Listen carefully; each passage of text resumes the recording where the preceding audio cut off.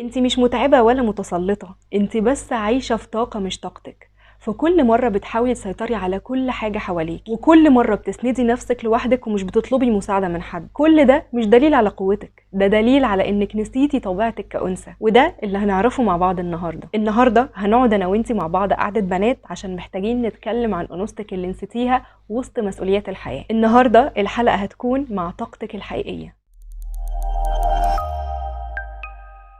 اهلا بيكم في اول حلقة من سلسلة رحلة الرجوع لطاقة الانوثة، او خلينا نقولها اهلا بكنا في اول حلقة من سلسلة رحلة الرجوع لطاقة الانوثة. السلسلة دي مش عن المثالية ولا عن تمثيل دور دلع سخيف عشان تكوني انثى، دي عشان تفتحي عينك على نفسك وتشوفيها من جديد. لان كتير مننا وسط الجري والمسؤوليات والشغل والحياة والعلاقات اللي مش دايما بتبقى صحية نسينا نفسنا، نسينا احساسنا، صوتنا الداخلي، الراحة اللي كنا بنحس بيها لما كنا عايشين بسلاسة. وقبل ما تفهميني غلط، انا مش جاية اقولك خليكي ضعيفة ولا ان الانجاز اللي انت عايشة فيه حاجة غلط. عارفين يا بنات طاقة الانوثة دي عاملة زي ايه؟ انا هقول لكم احساسي بيها وانتوا قولوا لي في الكومنتات بتحسوا زيي ولا لا. طاقة الانوثة دي عاملة زي حضن دافي بيحسسك بالامان من غير ما تطلبي، هي اللمعة اللي في عينك لما بتفرحي من قلبك، والهدوء اللي بتعيشي بيه حياتك وتتحركي بكل سلاسة، هي الطاقة اللي بتخليكي تعرفي تستمتعي، تتحسي، تضحكي من غير سبب، وهي اللي بتخلي قلبك واسع وعينك تقدر تشوفي الجمال في ابسط الحاجات. طاقة الانوثة مش ضعف زي ما فهموكي زمان، دي قوة ناعمة فيها رحمة وفيها رقة بس فيها ثبات. لما بتبقي بطاقتك الانثوية بتحسي بنفسك اكتر، بتسمحي للي حواليك يحتووكي من غير ما تحسي انك اقل، وبتعيشي اللحظة بدل ما تهربي منها. والنهاردة اوعدك ان احنا هنبدأ اول خطوة في الرجوع ليها. طيب خلينا كده في الاول نعرف يعني ايه طاقة الانوثة وايه الفرق بينها وبين طاقة الذكورة. لازم تبقي عارفة ان طاقة الانوثة مش مجرد صفات مرتبطة بالشكل، لا، دي حالة داخلية، احساس، طريقة تفاعل مع الحياة. الانوثة هي طاقة الاستقبال والحدس والابداع، هي لما تبقي قادرة تسمعي صوتك الداخلي وتعيشي اللحظة وتستمتعي بالهدوء، لما تبقي مرتاحة في التعبير عن مشاعرك وتسمحي لنفسك انك تعبري عن نفسك من غير كسوف. في المقابل طاقة الذكورة هي طاقة الانجاز والفعل والسيطرة والتحليل، هي اللي بتدفعك تحققي اهدافك، تخططي، تاخدي قرارات سريعة. الطاقة دي مهمة مش هننكر، بس لما بتزيد عن حدها بتخليكي تحسي بالإرهاق والتوتر وإنك مش قادرة تكوني نفسك. الكاتبة كاترين جيمس في كتابها رفع طاقة الأنوثة كانت بتقول: طاقة الأنوثة تمثل قوة متكاملة تتجلى في الإبداع والحدس والعاطفة والقدرة على بناء تواصل عميق مع الآخرين. طيب إزاي كل إنسان ممكن يكون جواه طاقة أنوثة وذكورة؟ ممكن تكوني سمعتي قبل كده معلومة إن كل راجل جواه جانب أنثوي وكل ست جواها جزء ذكوري، ويمكن كمان تكوني استغربتي واتريقتي، بس الحقيقة ده جزء طبيعي من طبيعتنا كبشر. الطبيب النفسي الشهير كارل يونج كان بيقول ان جوه كل انسان جانب نفسي انثوي وجانب نفسي ذكوري، وان التوازن بين الجانبين دول هو اللي بيحقق السلام الداخلي. الطاقة الانثوية والذكورية معناهم اسلوب تفاعلنا مع الحياة. طيب خلينا نلخصها. الطاقة الذكورية هي طاقة التفكير المنطقي، القرارات السريعة، السعي لتحقيق الهدف، التحكم والتنظيم، الحركة والانضباط. يعني من الاخر دي الطاقة اللي بتخلي الواحد يصحى بدري، يشتغل، يحل المشاكل ويكمل رغم التعب. اما طاقة الانوثة بقى هي الشعور والاحساس، الابداع، الخيال، الراحة، الاستقبال، الحدس، انك يكون عندك حاسه سادسه، الرقه والعطف والاحتواء، وصفات كتيره قوي لو قعدت اقولك عليها لحد الفيديو ما يخلص هي مش هتخلص. يعني من الاخر دي الطاقه اللي بتخلي الواحد يوقف لحظه عشان يستمتع بشيء بسيط او يحس بالناس اللي حواليه او حتى يسمع قلبه. طبعا الراجل الطبيعي بيكون عنده طاقه ذكوريه اعلى، بس هو بيكون في افضل حالاته النفسيه لما بيعرف يكون متصل بالجانب الانثوي جواه، يعني يكون حنون، يسمع، يتعاطف، يحب بصدق. الست بقى عندها طاقه انثويه اعلى، لكن لما بتقدر تتواصل مع الجانب الذكوري جواها بتقدر تحمي نفسها، تحقق اهدافها، وكل ده بشكل صحي من غير ما تفقد انوثتها ورقتها. وده بالظبط اللي قاله كارل يونج، ان الجانب الانثوي داخل الرجل هو مصدر الهامه، والجانب الذكوري داخل المراه هو مصدر حمايته. يعني من الاخر لما بتكوني متوازنه بين الطاقتين، طاقه الذكوره بتسمح لك انك توصلي لاهدافك، وطاقه الانوثه بتسمح لك انك تستمتعي بالرحله. لكن لما طاقه الذكوره بتطغى بقى على طاقه الانوثه، ايه اللي بيحصل؟ تحسي انك دايما في سباق، مش قادره ترتاحي، مش قادره تسمعي صوتك الداخلي، تحس انك روبوت. والتوازن هنا مش معناه خالص المساواة في النسبة، لكن معناه انك تعرفي تستخدمي كل طاقة امتى وازاي توازني بينهم عشان تعيشي حياة متكاملة. طيب حلو قوي الكلام ده، امال ايه بقى اللي بيخلي ان التوازن ده مش موجود او بيخلينا نفقد جزء من طاقتنا الانثوية؟ بص يا ستي، احنا بنتولد عندنا النوعين من الطاقة، الفيمينين انرجي والماسكلين انرجي، واحنا كبنات بيحركنا اكتر الفيمينين انرجي، الاحساس، الفضول، اللعب، الضحك، العياط لما نحس ان احنا عايزين نعيط. بس واحدة واحدة بنتعلم نخاف منها، بيتقال لنا بقى جمل زي بطلي دراما، مفيش وقت للمشاعر، اعتمدي على نفسك، خليكي قوية وما تقعيش. ودايما نسمع جملة البنت الشاطرة هي اللي تقدر تتحمل كل حاجة وتسكت، مفيش حاجة هتنفعك غير قرشك وشغلك. وفي البيت لما بنشوف الأم هي اللي شايلة كل حاجة لوحدها بنفتكر ان هو ده الصح وان هي دي القوة الحقيقية. في الشغل لما بننجح واحنا مكتمين على مشاعرنا وبنخش نعيط مع نفسنا في الحمام بنفتكر ان التعبير عن نفسنا ضعف وان اللين قلة حيلة. بنفضل نلبس في أقنعة، قناع المسيطرة، قناع البردة، قناع أنا مش محتاجة لحد. بس الحقيقة إن جوه كل قناع في بنت صغيرة بتصرخ وتقول أنا تعبت، أنا مش عارفة كل لوحدي.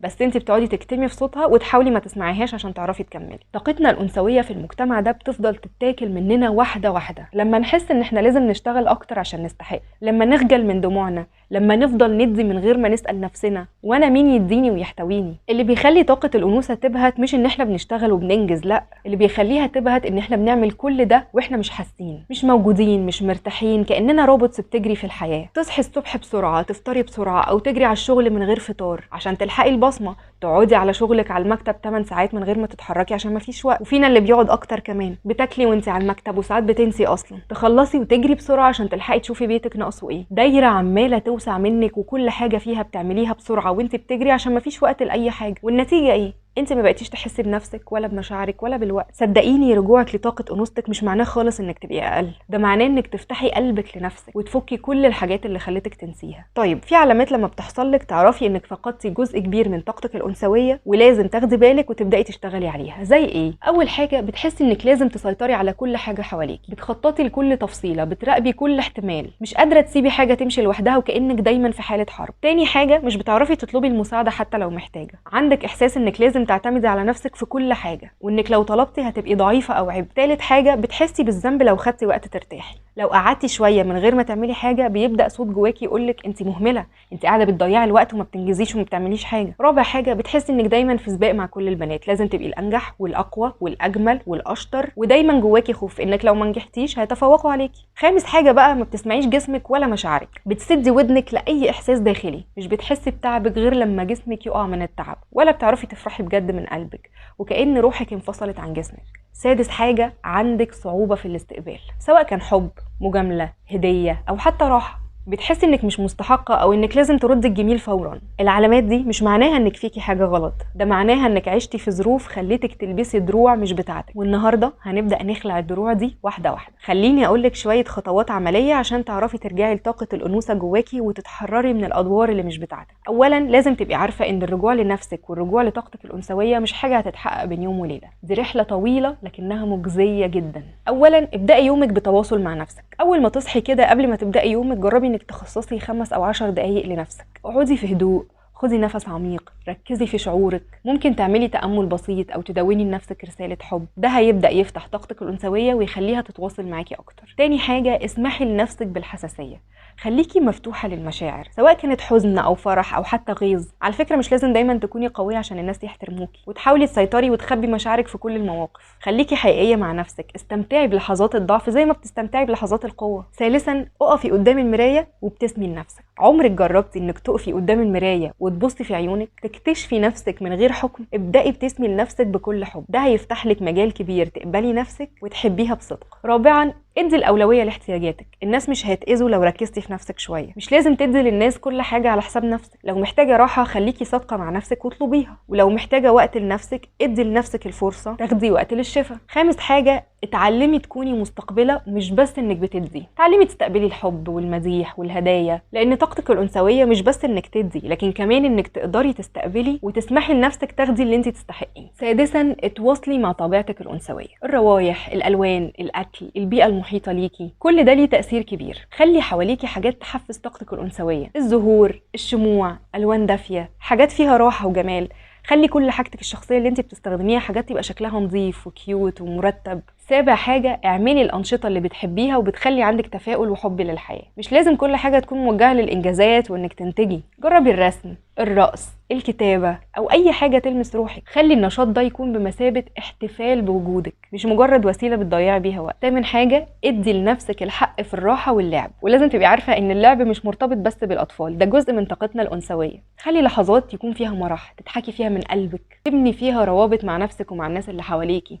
لو عندك أطفال خلي وتخلي كواليتي تايم انك تقضي الوقت ده معاهم بكل لعب، بكل حب، بكل مرح. وده يا ستي كان ملخص لخطوات عمليه تقدري تعمليها عشان تعرفي ترجعي لطاقه الانوثه جواكي. وفي النهايه عايزاكي تبقي عارفه ان انت فعلا جميله من جواكي ومن بره، واكتر بكتير ما انت متخيله. وما تفتكريش ابدا ان الجمال الحقيقي بيتقاس بمعايير المجتمع او الشكل او الناس. الجمال الحقيقي هو انك تكوني انت بكل تفاصيلك، بكل مشاعرك، بافراحك واحزانك واخطائك. هو انك تحبي نفسك وتقبلي كل جزء فيكي، سواء كان في طاقتك الانثويه او في قوتك الداخليه. لو حسيتي في يوم انك فقدت جزء من نفسك، اوعي تنسي انك قادره ترجعي، لان طاقتك الانثويه ما ضاعتش، هي بس محتاجه انك شويه تحسي بيها وتعبري عنها. وانت مش لوحدك في الرحله دي، كل واحده فينا بتكتشف نفسها وبتتعلم واحده واحده، وكل خطوه بتمشيها ناحيه نفسك هي خطوه ناحيه الشفاء والحريه. وانا هنا معاكي في كل لحظه. لو احتجتي اي مساعده او استشاره ابعتيلي على اي حاجه. عندك اللينكات بتاعتي على الشانل، تيك توك، انستجرام، فيسبوك، هنا على اليوتيوب، في اي مكان تحبي انك تتكلمي او يكون لك صاحبه تفضفضي معاها، انا موجوده. انتي تستحقي كل حب ودعم تقدميه لنفسك. خليكي دايما قريبه من قلبك، وافتكري دايما انت جميله في كل احوالك. ولو مستعده تبداي معانا الرحله دي، اكتبي لنا في الكومنتات انا مستعده ارجع لانوثتي. الرحله بدات واحنا مع بعض. وما تنسيش تعملي لايك لو عجبك الفيديو، وسبسكرايب عشان تتابعي كل جديد. باي.